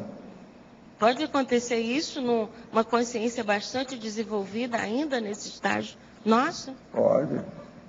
Aí tem gente que faz isso aí. Eu sou capaz em certos lugares, mas agora, por exemplo, dependendo do lugar, se a gente está com um psicossoma muito lastreado, muito pesado, aí é mais difícil, ainda mais na baratosfera, por exemplo.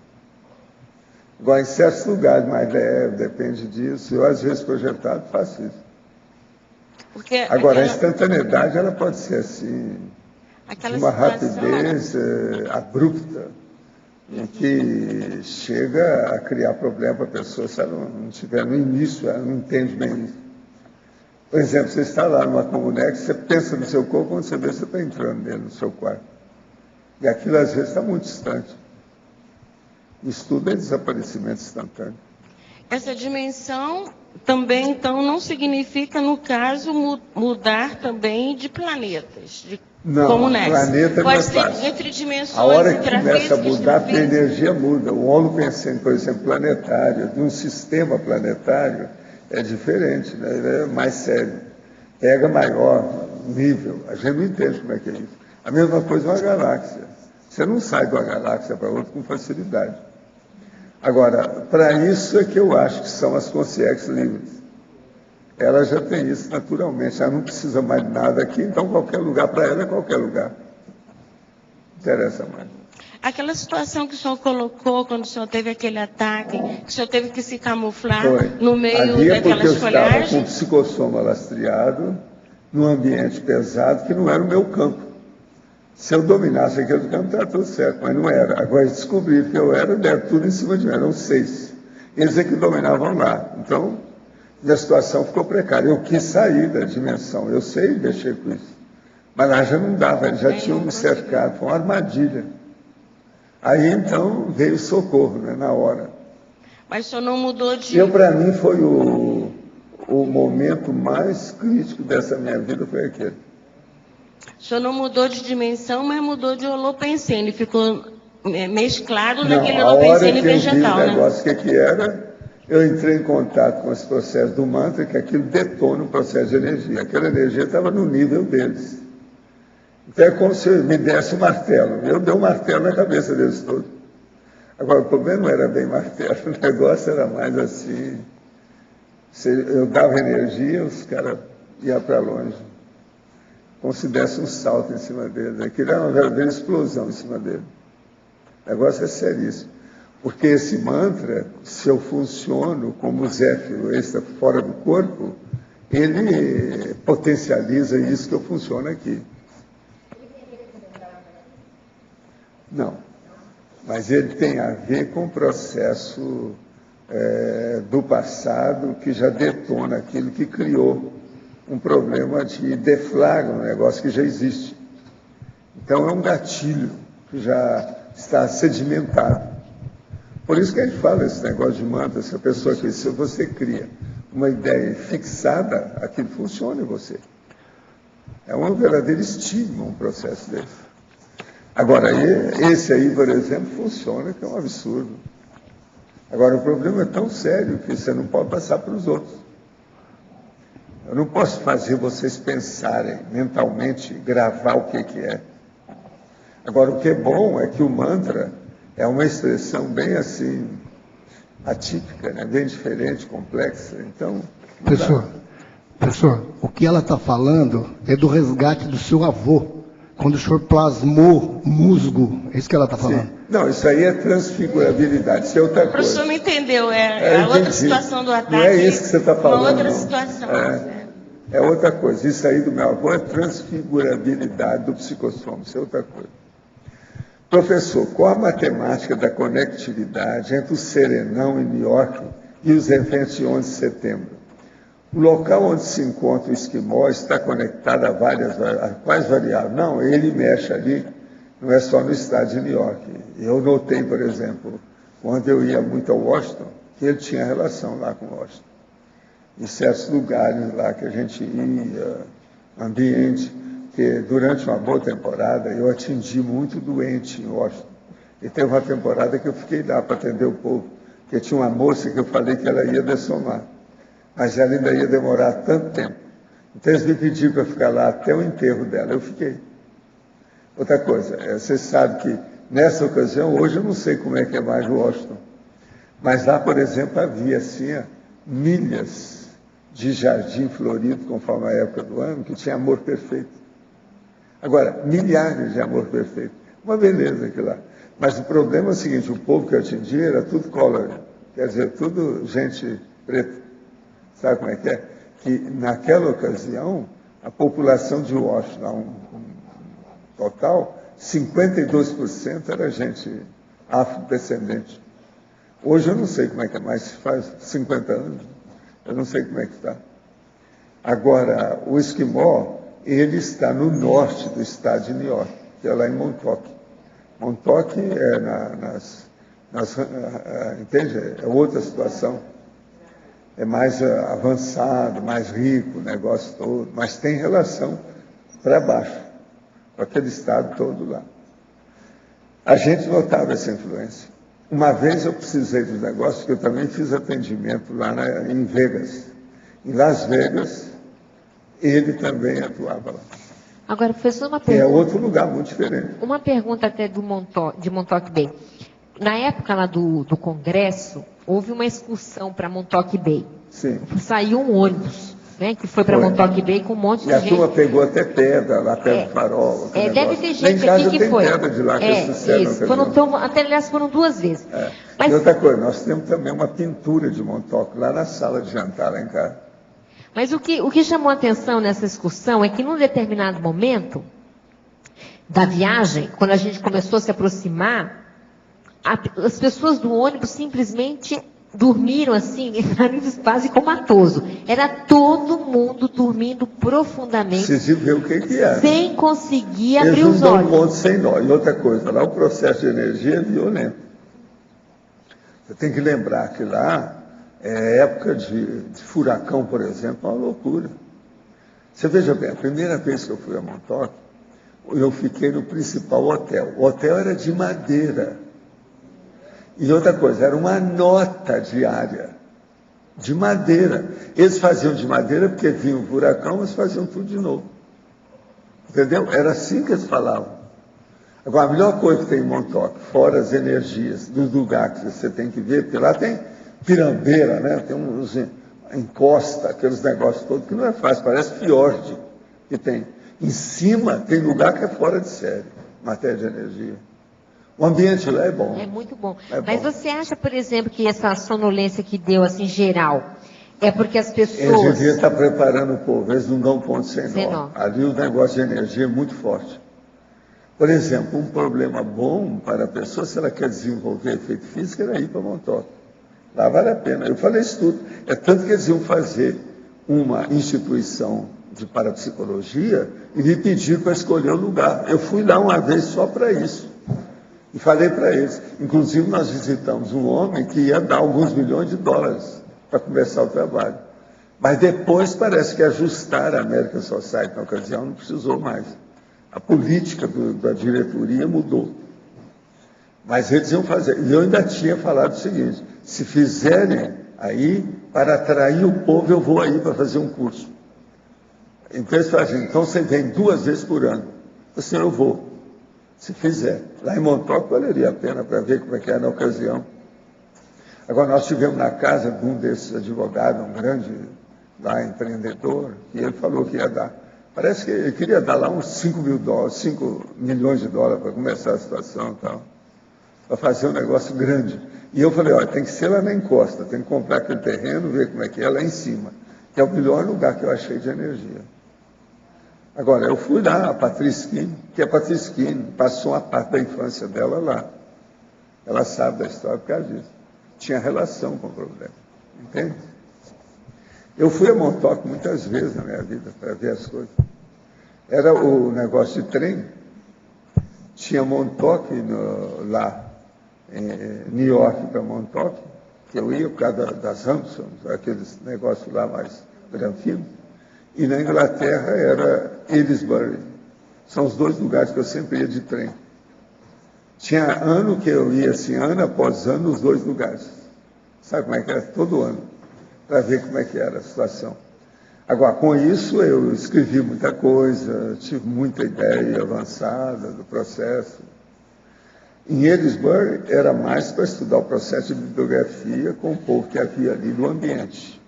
E tinha o processo da árvore, que era a minha amiga. Então, eu queria fazer um ponto de referência, porque eles não iam me mostrar uma coisa dessa à toa. Entende? E lá em Montauk, era de vida serenão, os que moram. Então, para mim, eu dava muito valor para isso. Agora, eu escolhia também os lugares quando o negócio não era muito frio, porque lá em Montauk, às vezes, o negócio era muita neve, muita coisa. Então, eu evitava isso. Eu sempre evitei lugar que tem neve demais. Entende? Mesmo quando eu era rapazinho, que agora com a minha idade, isso é lógico. Mas agora, quando a gente é mais moço, eu também evitava. Eu via muito lugar de neve, principalmente os aviões que paravam na escala, parava no lugar, você olhava, perto do avião era só neve, aquela montanha de neve toda lá, isso aí, tudo lá. Eu não saio do avião. Sempre foi assim. Agora, é lógico, eu vi neve, vi essas coisas todas, mas nunca caí na neve, nunca deslizei com esqui na neve, nada disso. Não entrei em nada disso. Agora, para você, a verbetógrafa, na legislogia, página 3, abordar, por favor, a lei do esforço mínimo e as leis do gercismo. Por que a verbetógrafa não acrescentou a lei do maior esforço e a lei da superação?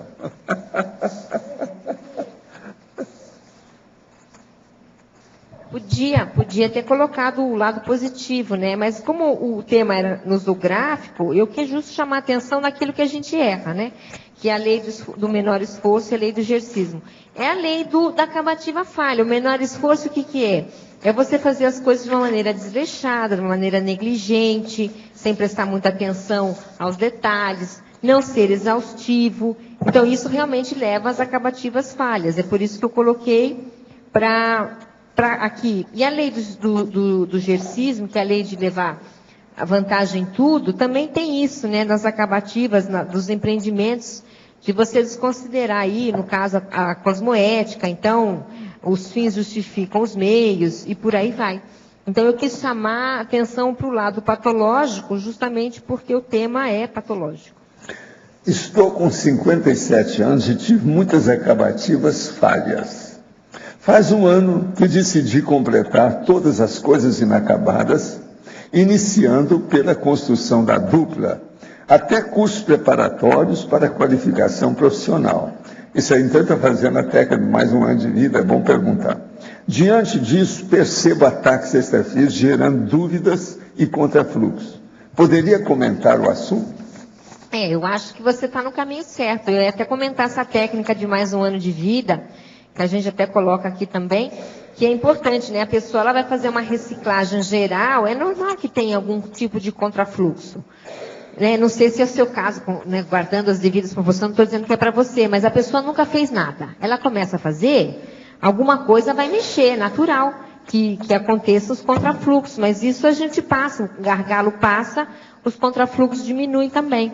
Então, eu acho positivo, porque 56 anos de idade tem muito tempo de vida, tem muita coisa para fazer, dá para fazer, assim, retomar, né, as coisas que deixaram aí em aberto.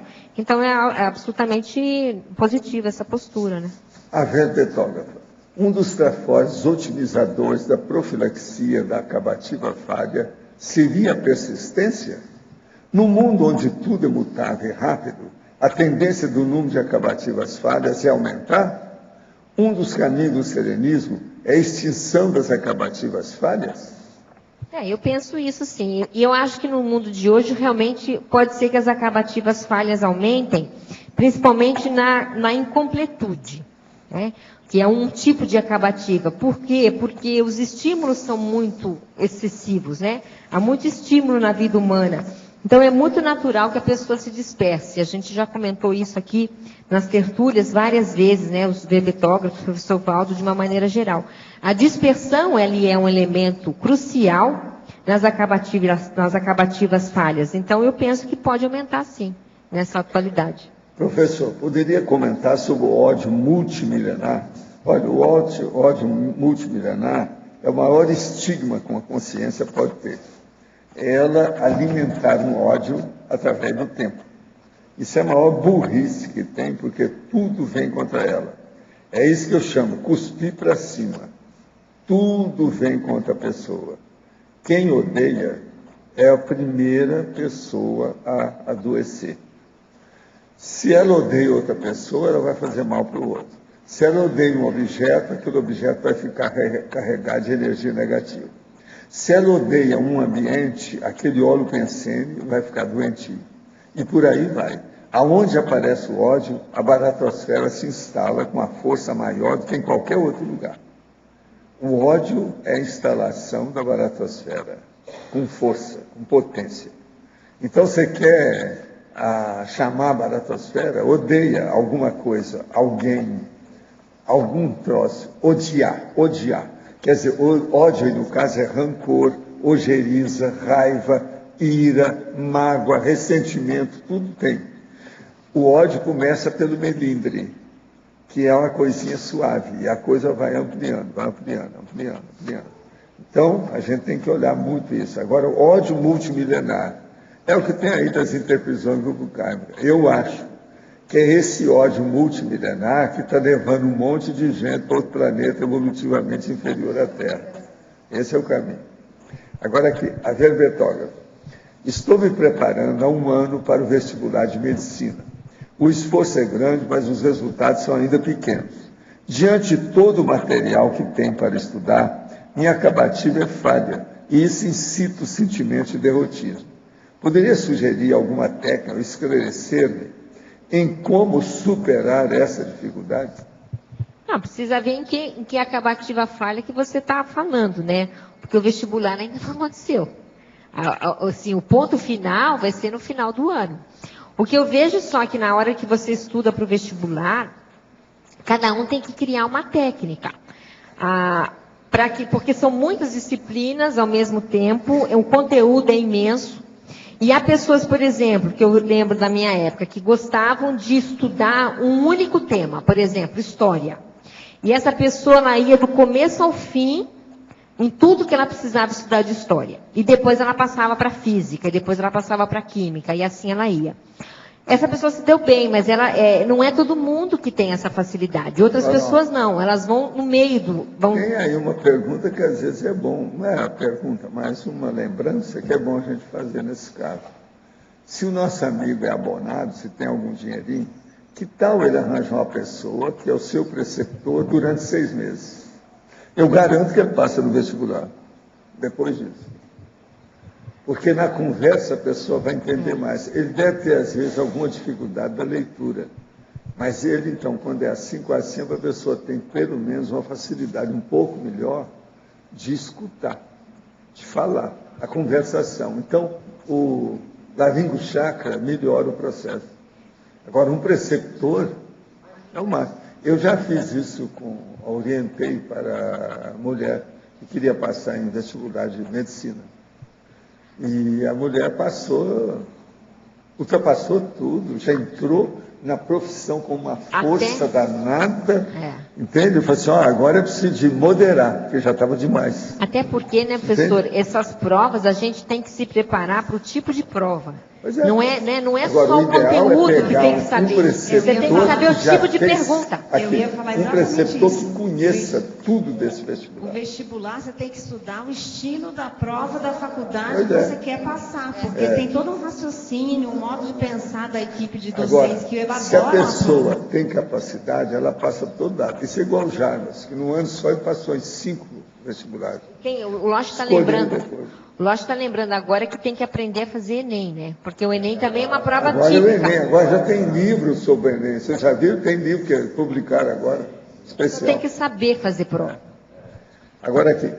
Professor, o fenômeno da triscagem oftalmológica pode ocorrer já desde a mais tenra idade? Pode. Normalmente tem relação com algum trauma oftalmológico encefálico ou é paragenético. Não. Eu nunca pude chegar, eu examinei um monte de casos desses, eu nunca pude chegar a uma conclusão que precisa de ter alguma alteração. Não precisa ter. O senhor tem encontrado muitas pessoas com triscagem ultimamente? Não, porque eu não estou estudando o processo sensitivo. Quando eu estava estudando, eu via isso todo lado. Agora, é incrível, é a hora que você junta, por exemplo, e faz uma reunião de efeito físico, uma sessão, que tenha só gente que trisca e que tenha. Isso aí é uma loucura. Lá dos efeitos físicos que acontece. Agora, se tem um ambiente muito adequado, porque senão você está fazendo o quê? Está fazendo evocação de poltergeist. Isso é um perigo. Existem alguns de nós que conseguem juntar as pontas dos acontecimentos. Vivenciei diversas situações em que presenciei a conectividade entre trajetórias de consciência e acontecimentos diferentes. Geralmente, as testemunhas do primeiro acontecimento não viram o segundo acontecimento e não fizeram a ligação entre um e outro. Num crescendo coletivo, essas conexões ficam mais conscientes e ficamos mais eficazes assistencialmente com essas ampliações, sim. Agora, ó, seria bom você pegar na enciclopédia da Conscienciologia e ver aí uma seção chamada Sinergismologia. Pega aí e leia 100 delas. Você vai começar a entender o que eu estou chamando de conectividade. Sinergismologia. Olha aí na enciclopédia. Isso aí vai te dar uma ideia. Já Por vai quê? ter. É a sincronicidade. Professor, uma informação. O site do ICGE é www.icge.org.br. Se ele for na aba Enciclopédia, ali tem as logias. Ali ele vai encontrar todas as logias da enciclopédia, com os conteúdos, ou seja, todos os conteúdos, sem repetição. E isso tem ajudado os verbetógrafos a exatamente elaborar os verbetes. Então é www.icge.org.br. É isso aí, o máximo. Esse aí vocês estão imitando a minha condição do detalhismo, estão chupando as minhas técnicas. É isso aí. Agora, isso é bom, muito bom.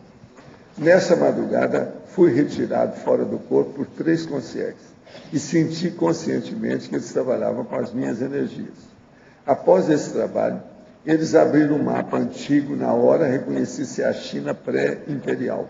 Contudo, eles procuraram destacar uma pequena localidade ao noroeste do Reino do Norte, fronteira com a Mongólia, mais precisamente do condado de Jingyunguan.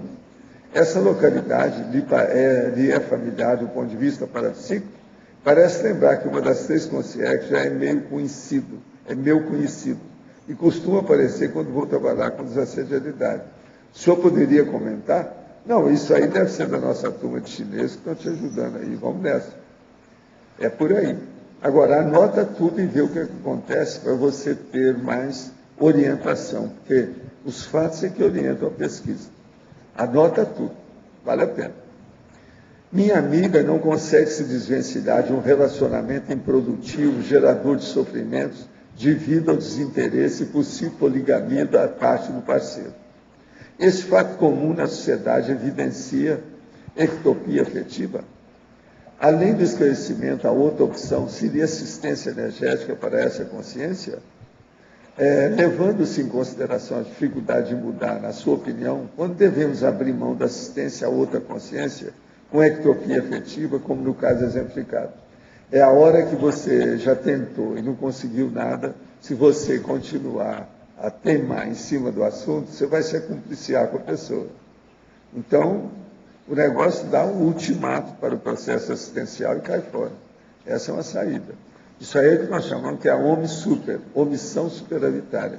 A gente não pode abarcar toda a causa que aparece na porta da casa da gente. A gente tem que ponderar tudo que a gente vai entrar em qualquer coisa, porque assistência não é só porque falou que assistência é entrar em qualquer coisa. Não, tem que ir com calma. O senhor poderia responder qual é o nome da cidade onde o serenão reurbanizador morava? Não estou querendo nada. Não, eu só te falo o seguinte: ele morava numa zona rural entre a Alemanha e a Suíça, perto da fronteira. Ele era um cara de fronteira igual eu, que mora em Foz. A fronteira não é grande. Professor, aqui, o senhor tem falado bastante sobre a questão da preceptoria.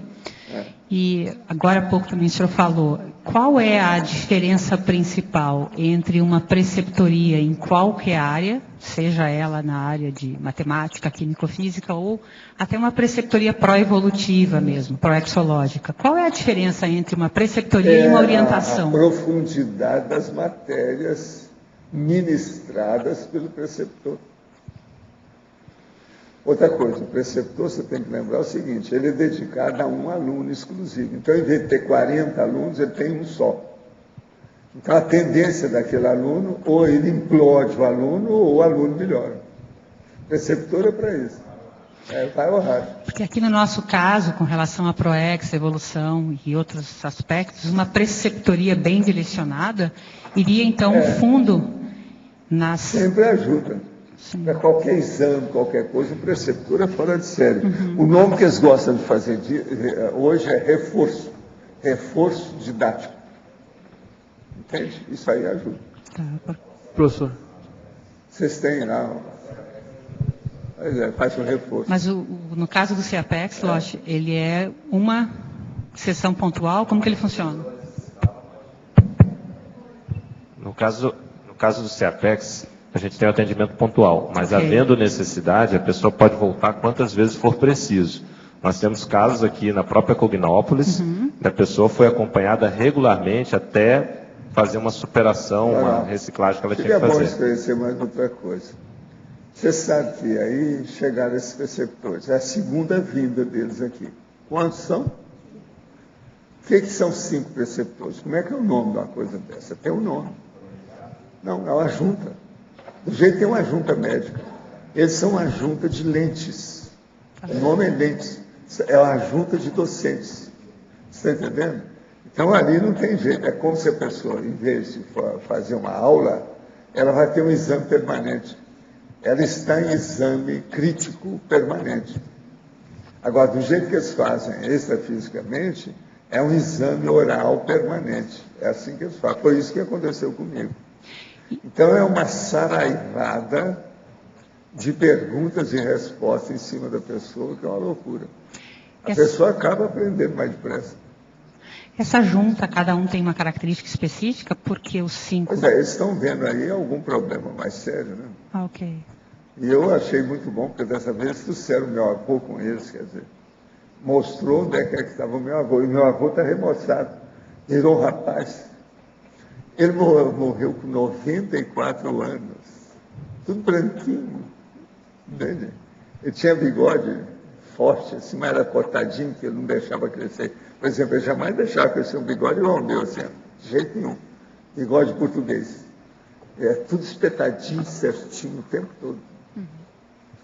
Entende? Era o jeito dele. Professor, aqui. Voltando ao assunto do mantra, que o senhor falou anteriormente, o senhor já usou esse mantra no intrafísico? Já. Qual foi o efeito que deu? Tem uns hilários. Tem o caso, por exemplo, lá de Brasília, que a turma viu, inclusive a Mauro, um dia desse, estava lembrando isso aqui, que tinha uns caras lá em cima, e tinha um que estava falando as bobagens lá a respeito do que eu estava falando. E então a gente falou sobre energia, não sei o quê, e ele falou qualquer besteira sobre energia. Eu falei, não, energia é isso aí. Só fiz assim, a cadeira quebrou com ele, caiu no chão, sentado. Um cara grandão. Foi aquele riso geral e calou a boca, não falou mais nada. Ficou com medo. Entende? Isso é um caso, mas tem um monte desse. Entende? Porque o processo é o seguinte, você vê o efeito físico na hora com esse mantra. É como se a distância assim, ó, se eu desse uma barretada em você aí com uma vara, você ia sentir. Mas às vezes não é uma vara, às vezes é uma tábua. O cara sente. Agora, o melhor foi esse lá, porque quebrou a carteira com ele. Sabe, a poltrona que ele estava, quebrou, ele caiu no chão, sentado, todo mundo viu, fez barulho, tudo. Isso em cima, na hora que eu falei, não, a energia é isso aí. Fez assim, pronto. Entende? Foi para valer, uma vez. Funciona para melhorar o ambiente, né? Mas, porque isso é quase que uma cirurgia, né? O negócio é sério. Mas a gente não usa, né? É um negócio muito grosseiro, muito primitivo. Isso aí é tratamento com os bárbaros. Bárbaros da barbaratrosfera. Né? Entende? Era o jeito. Agora, eu usei durante uma temporada que eu estava trabalhando, eu nem queria usar depois disso, mas falaram para mim, é bom, porque os caras não te esqueceram. Quer dizer, os 6 continuaram comigo. Entende? Então, assim, é bom você ficar aí alerta. Qualquer coisa você usa, você viu que tem.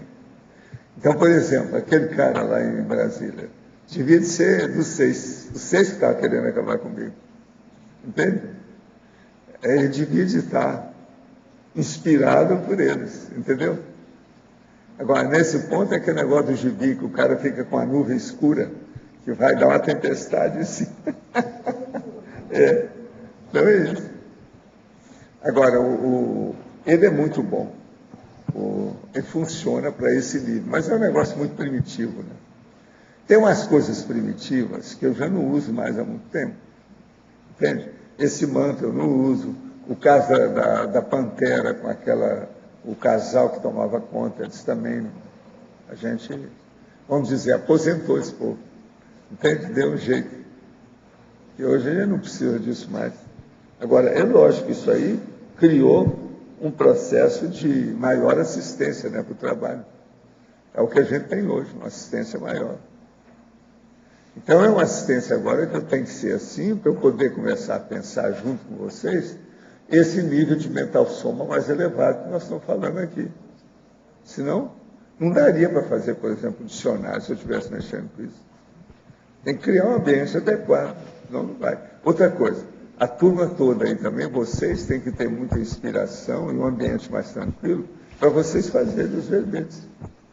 Se nós tivéssemos isso aqui na casa de Horácio, aí, um negócio incendiado, como é que ia ser? A turbulência não dá. Agora, ó, eu espero mais os outros 1000 verbetes seus, tá certo? Vamos em frente. Nosso comercial, por favor. Obrigado. Hoje tivemos 66 assinaturas no livro de presença, 20 perguntas presenciais, 19 perguntas online. Temos os recados da Fernanda sobre o acoplamentário e do Alexandre sobre o Simvexis. Olá, boa tarde. Gostaríamos de convidar a todos para participar das turmas do curso acoplamentário que ocorrerá agora em julho. Serão 2 turmas, de 13 a 15 de julho, com o tema Maturidade Parapsíquica, e 27 a 29 de julho, com o tema Interassistencialidade. Julho será uma oportunidade para o desenvolvimento parapsíquico, onde a pessoa poderá fazer um pacote financeiro com os cursos que antecedem ao acoplamentário. Teremos o curso História do Parapsiquismo, de 6 a 8 de julho, e o 40 Manobras Energéticas, haverão 2 turmas também neste mês, 9 a 12 de julho e 23 a 26 de julho. Todos os cursos são sem pré-requisitos, né? E maiores informações podem ser obtidas pelo telefone código 45 3525 2652 ou pelo e-mail caec@caec.org. Obrigada. Boa tarde a todos e todas. Nós estamos aqui para convidá-los para o 10º Invexis, Congresso Internacional de Inversão Existencial, que vai ocorrer de 16 a 19 de julho. O pré-evento, que antecede o Congresso, será com o professor Wagner Alegrete, a professora Nancy Trivelato, com o tema Atacadismo Assistencial Teático. Na segunda-feira, teremos o curso com o professor Valdo, com 2 verbetes, Invexoprofilaxia e Pandeirologia.